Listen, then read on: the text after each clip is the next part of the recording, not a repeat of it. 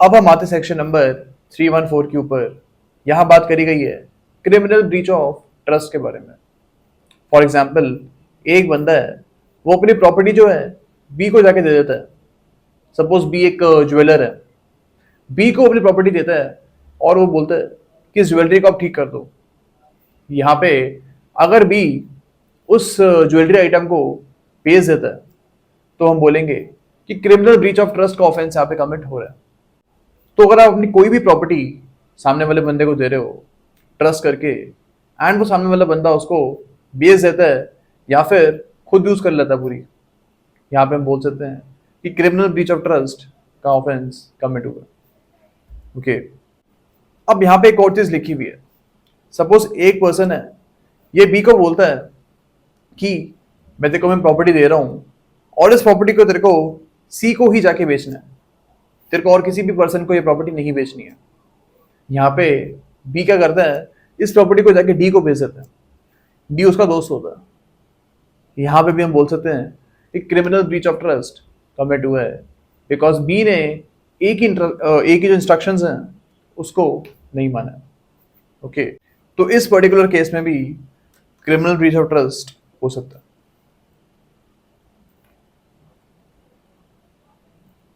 इसका एक एग्जाम्पल हम देख लेते हैं, बी देख लेते हैं इसका। इसमें लिखा हुआ है कि एक पर्सन है जो वेयर हाउस को ओन करता है, यानी जहाँ पे लोग अपना सामान स्टोर कर सकते हैं, वो जगह को ये ओन करता है।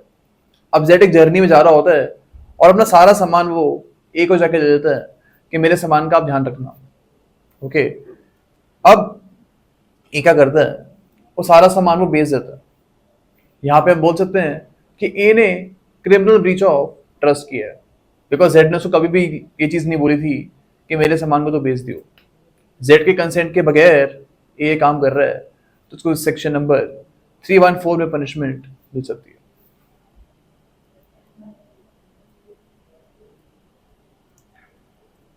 अब जैसा क्लॉज 2 है, इसमें आपको क्रिमिनल ब्रीच ऑफ ट्रस्ट की पनिशमेंट दी हुई है, जो कि 5 ईयर्स तक हो सकती है।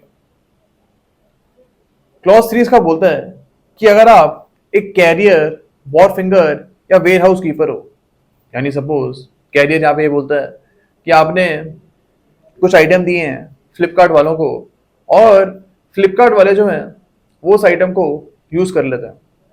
ओके, या आपने अपना एक आइटम दिया शिपमेंट में और शिपमेंट वाले उस आइटम को यूज कर लेते हैं, एंड जिसको आप देना चाहते हो प्रॉपर्टी उसको नहीं मिलती। यहाँ पे जो शिपमेंट कंपनी है उनको आप क्लॉज 3 में पनिश कर सकते हो, बिकॉज दे आर कैरियर। उनका काम था प्रॉपर्टी एक जगह से दूसरी जगह पहुंचाना, और वो काम इन्होंने नहीं किया। वेयर हाउस कीपर के बारे में भी हमने जो एग्जांपल देखा था, उसकी पनिशमेंट वेयर हाउस कीपर को क्लॉज 3 में मिल सकती है। ओके, क्लॉज 4 में आप देख रहे हो कि अगर एक क्लर्क या फिर servant criminal breach of trust कर रहा है तो उसको क्लॉज 4 में 7 ईयर्स तक की मैक्सिमम पनिशमेंट मिल सकती है। क्लॉज 5 में आप देख रहे हो कि एक बैंकर, मर्चेंट, फैक्टर, ब्रोकर और अटर्नी जो है या फिर एजेंट जो है उनको पनिशमेंट मिल रही है। अगर ये 6 लोग क्रिमिनल ब्रीच ऑफ ट्रस्ट करेंगे तो क्लॉज 6 में इनको पनिशमेंट मिल सकती है, जो कि इम्प्रिजनमेंट फॉर लाइफ भी हो सकती है। अब यहाँ पे आप देख रहे हो अटर्नी को भी इंक्लूड किया गया है, यानी कि अगर एक लॉयर जो है वो क्लाइंट के पैसों को गलत तरीके से यूज करते हैं या फिर वो क्लाइंट के साथ क्रिमिनल ब्रीच ऑफ ट्रस्ट करते हैं, तो उनको क्लॉज 5 में मैक्सिमम इम्प्रिजनमेंट फॉर लाइफ की पनिशमेंट मिल सकती है। ओके,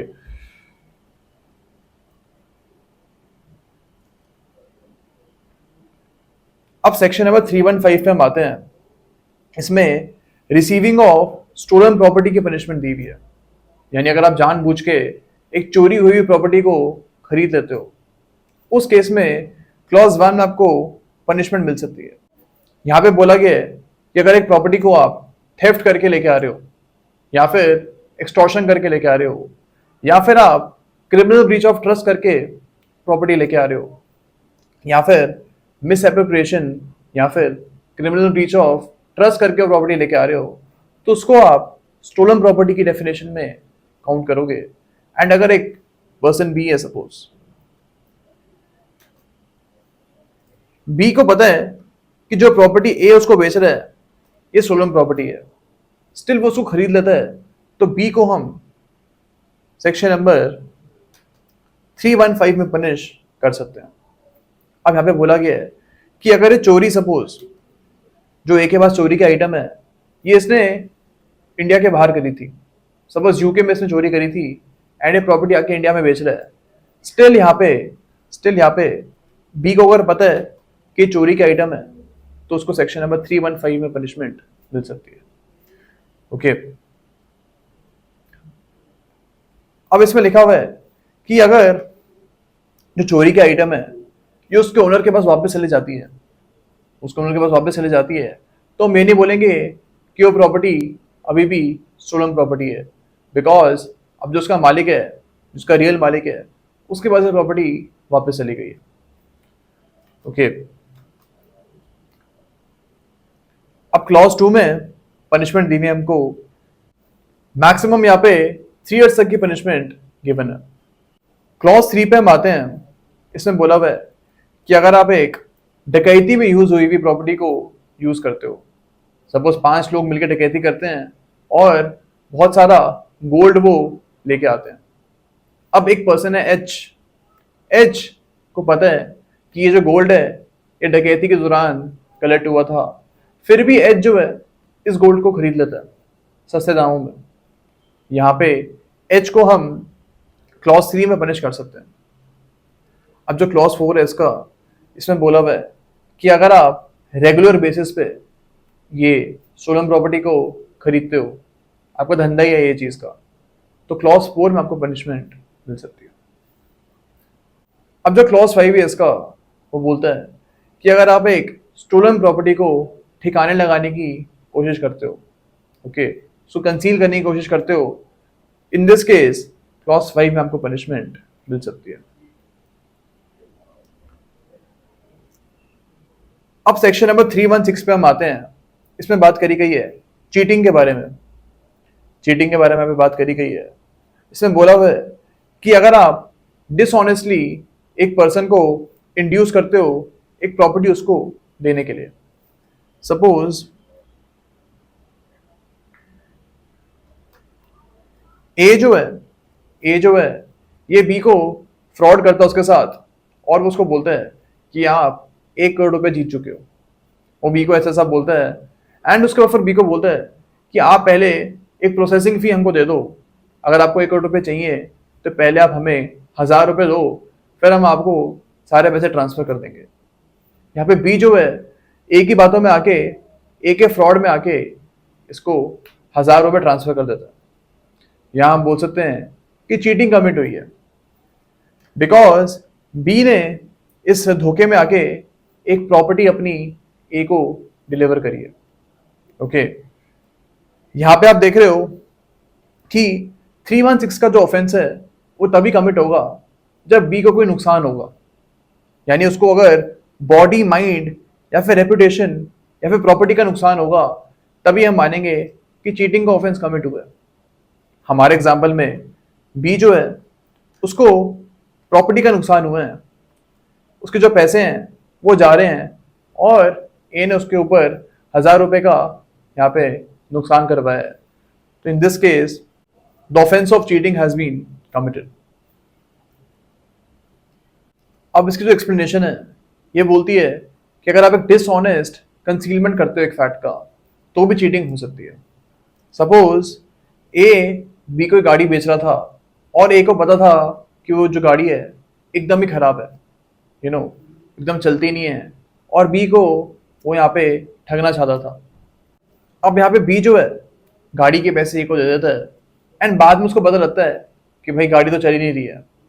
यहाँ पे ए ने डिसऑनेस्ट कंसीलमेंट ऑफ फैक्ट्स की है, ए को पता था कि गाड़ी नहीं चल रही है, फिर भी उसने बी को इसके बारे में नहीं बताया एंड यहाँ पे ए ने पैसे भी ले लिए हैं बी से। इन दिस पर्टिकुलर केस हम बोल सकते हैं कि चीटिंग कमिट हुई है। ओके, तो आपको सेक्शन नंबर 316 में सिर्फ यही चीज के बारे में ध्यान रखना है एंड उसके पनिशमेंट्स हैं क्लॉज 2, क्लॉज 3 और क्लॉज 4 में यहाँ पे जो पनिशमेंट्स हैं ये आपको ऐसा चेक करने की जरूरत नहीं है, बिकॉज जो कॉन्सेप्ट है चीटिंग में वही आपको ध्यान होना चाहिए। अब सेक्शन नंबर 317 के ऊपर हम आते हैं। ये बात करते हैं चीटिंग बाय पर्सोनेशन के बारे में। फॉर एग्जाम्पल ए जाता है बी के पास और वो बी को बोलता है कि मैं एक इनकम टैक्स ऑफिसर हूं और आप मेरे को सारी अपनी प्रॉपर्टी दे दो। अब बी डर जाता है एंड सारा जो भी गोल्ड था उसके पास वो ए को वो दे देता है। यहाँ पे हम बोल सकते हैं कि a has done cheating by personation. ए यहाँ पे वो आदमी बना है जो एक्चुअली में वो है ही नहीं। ओके तो यहाँ पे 317 में चीटिंग बाय पर्सोनेशन के बारे में बात हुई है। अब इसमें बोला गया है कि जरूरी नहीं है कि जो आदमी आप बनने की एक्टिंग कर रहे हो वो रियल में भी कोई आदमी हो। सपोज ए जाता है बी के पास और उसको बोलता है कि मेरा नाम है XYZ। अब XYZ का आदमी रियल में एग्जिस्ट करता ही नहीं है। स्टिल ए यहाँ पे चीटिंग करता है और बी सारी अपनी प्रॉपर्टी ए को दे देता है। यहाँ हम बोल सकते हैं कि सेक्शन नंबर 317 का जो ऑफेंस है वो कमिट हो रहा है। अब इसकी जो सेकंड इलस्ट्रेशन है वही पर हम देख लेते हैं। इसमें बोला हुआ है कि ए जाता है एक आदमी के पास और वो बोलता है दैट मेरा नाम बी है। ए जो है वो बी बन के जाता है एक पर्सन के पास और उसको चीटिंग करता है उसके साथ, उससे वो प्रॉपर्टी निकलवा लेता है in the name of B. अब एक्चुअली में जो बी है वो डेड पर्सन है, वो एक्चुअली में एग्जिस्ट नहीं करता। स्टिल हम बोल सकते हैं कि ए ने यहाँ पे 317 में ऑफेंस कमिट किया है।